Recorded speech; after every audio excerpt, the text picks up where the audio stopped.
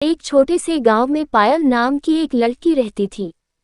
उसके पिताजी एक छोटे किसान हैं और माँ एक गृहिणी है जिनका स्वास्थ्य खराब रहता था। पायल की माँ दिल की रोगी थी। पायल ही अपनी माँ की देखभाल करती और खेत में पिताजी के साथ काम करती है। पायल बहुत सुंदर और दयालु थी। पायल के पिताजी फूलों की खेती करते थे। एक दिन जब पायल अपने खेत से फूल तोड़ रही थी, तभी उसे एक बहुत मधुर संगीत और गाने की आवाज़ सुनाई दी। पहले तो पायल ने ध्यान नहीं दिया, पर जब वह संगीत में मदहोश होने लगी, तब उससे रहा नहीं गया। जहाँ से गाने की आवाज़ आ रही थी, पायल उसी ओर चल दी। पास जाकर देखा एक हट्टा कट्टा लड़का अपनी आंखें बंद करके गिटार बजाते हुए गाना गाए जा रहा है। पायल उस अनजान लड़के को एकटक होकर देखने लगी। बहुत देर तक पायल उसको देखती रही और संगीत में खोकर उसके पास आंखें बंद करके बैठ गई। जब लड़के ने गाना बंद किया और आंखें खोली तो देखा एक सुंदर और मासूम सी लड़की उसके सामने बैठी है। लड़के का नाम राजीव था।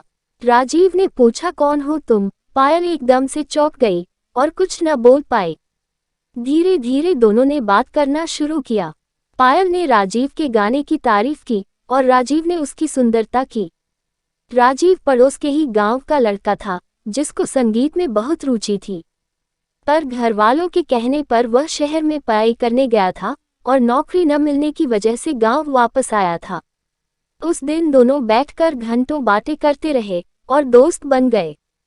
पायल को राजीव पसंद आ गया और दोनों रोज मिलने लगे।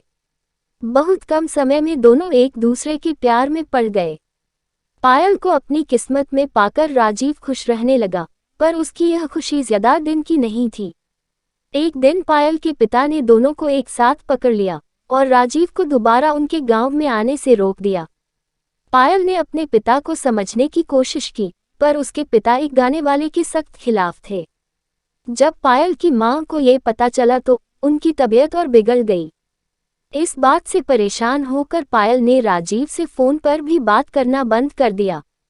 राजीव ने मायूस होकर गांव को छोड़ दिया। देखते देखते समय गुजरता गया और पायल की शादी की बात चलने लगी, पर पायल अब तक राजीव को भूल नहीं पाई थी। उसको राजीव का वह वादा याद आता जो उससे करके गया था। चाहे कितना भी वक्त लग जाए, मैं एक दिन कामयाब होकर तुम्हें लेने जरूर आऊंगा। मैं मरते दम तक बस तुमसे ही प्यार करूंगा, तुम मेरा इंतजार जरूर करना। कभी कभी पायल को लगता है कि राजीव उसको भूल गया है और कभी कभी लगता है वह जल्दी ही वापस आ जाएगा। न जाने कितनी बेचैनी और दर्द में पायल जी रही थी। न वह किसी से कुछ कह सकती थी और न अपने प्यार को भूल सकती थी।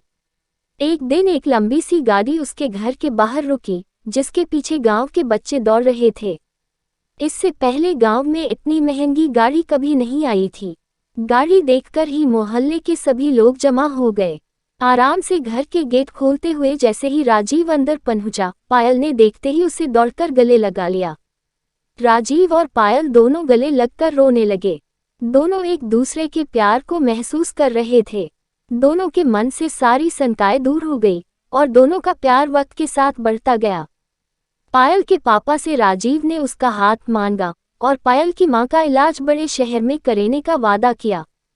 राजीव शहर में बड़ा गाने वाला बन गया था।